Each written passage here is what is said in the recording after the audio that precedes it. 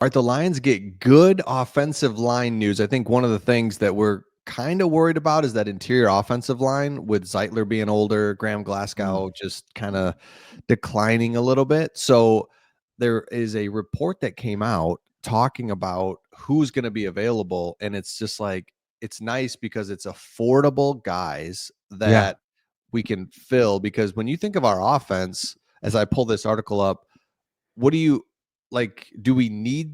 We don't need a whole lot, right? Like, what are your No. thoughts on just offensive holes to fix as I pull this up?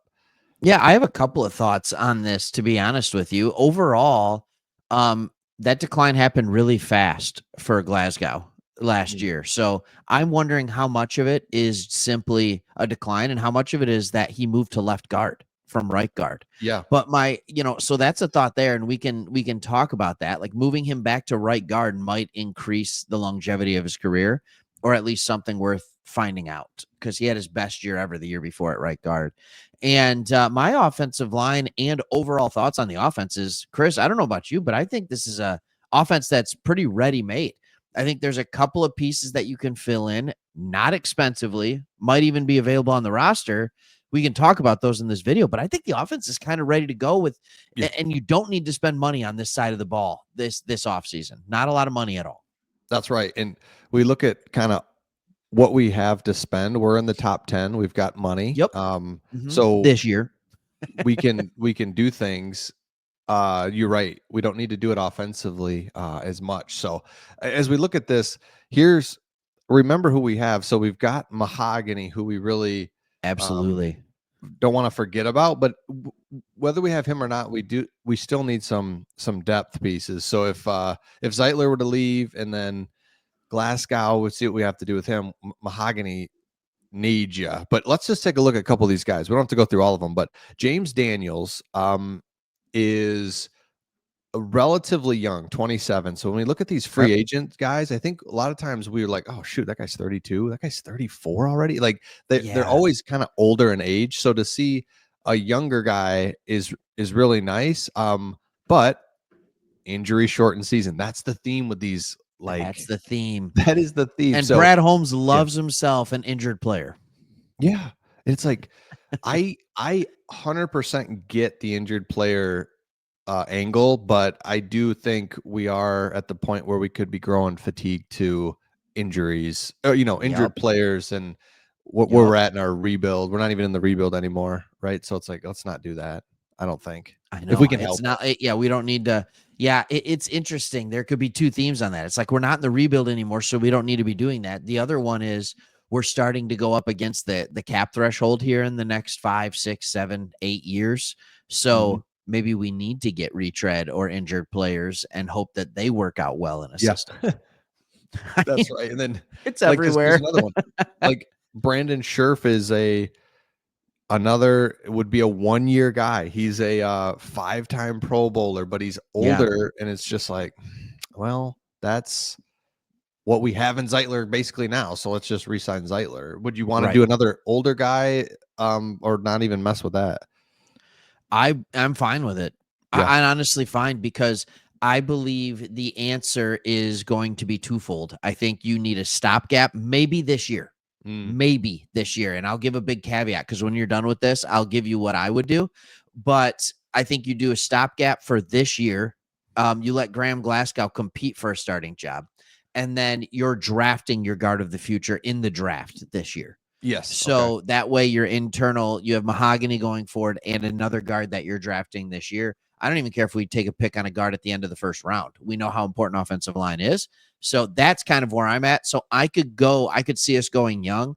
I'm just getting nervous about signing, or I could see us going old this year. I'm just nervous about signing guys to 3, 4, 5 year contracts with all the guys we got to pay going forward. Mhm. It's just, Yep.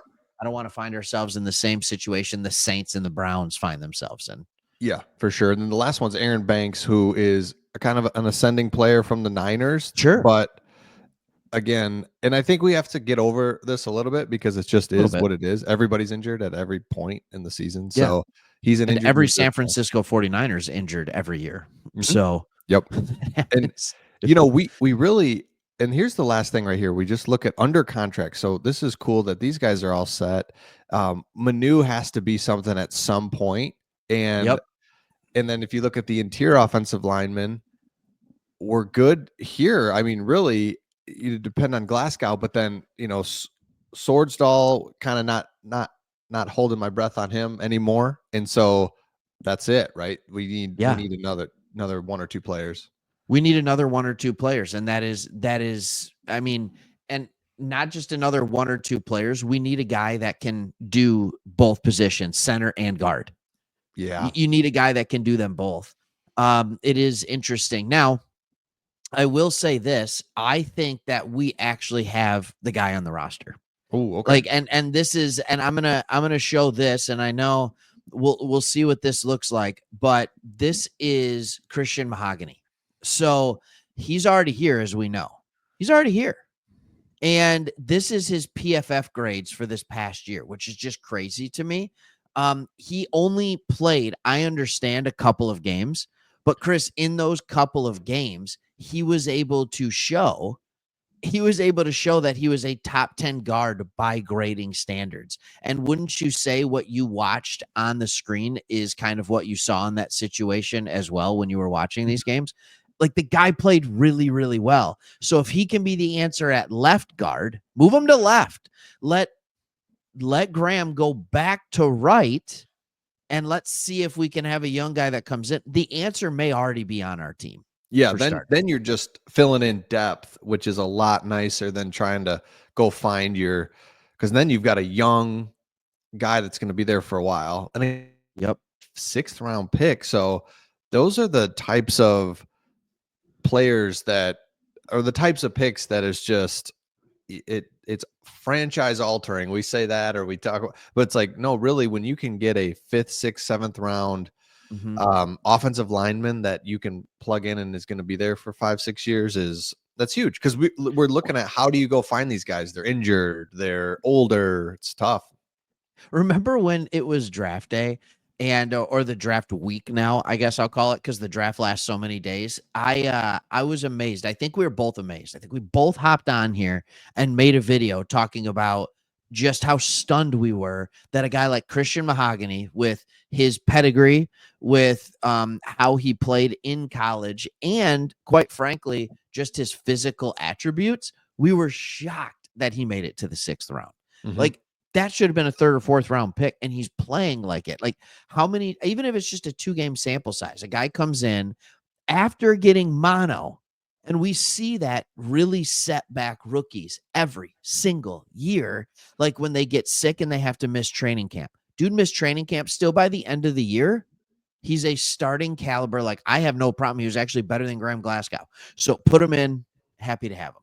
It was great. Yeah, that's why these picks are weird. We have a 1, 2, 3, 4, and we don't have a 5th. And then it's like, all right, the 6th and like a few 7ths is kind of weird. And like, I think we write that off, but something to keep an eye on. Like, you never know. It is tax season. Write it off. One of those 7s can do something or what, so it's going to be interesting to see. So, yeah, awesome. Offensive line, I think, is in great better shape than we think. And I think we will definitely do some things, later round picks, a strategic free agent. There's a lot of work to do, but I think you like we're saying is like, the offense is good. So let us know your thoughts in the comments. Make sure you subscribe if you haven't, and we'll see all of you on the next one. See ya.